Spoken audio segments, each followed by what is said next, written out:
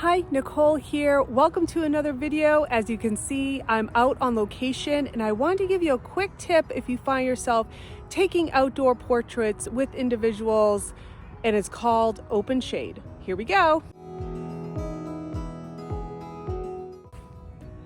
So the open shade concept is really getting a good exposure on your subject. Let me show you what you are not looking for.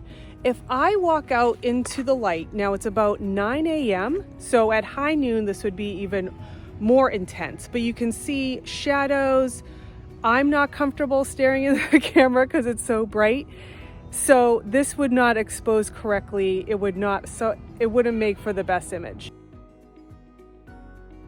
If I rotate, yes, there'd be great hair light, but once you take the image, now could be on professional equipment or on a cell phone, I would be dark.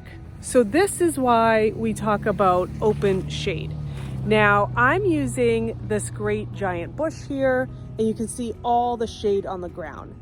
Now it's winter, so the trees don't have a ton of leaves, but if you're in an area where there's a lot of foliage, then look for those sources too.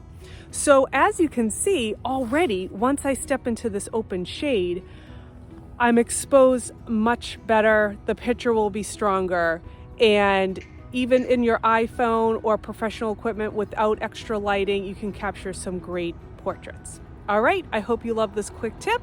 Have a great day.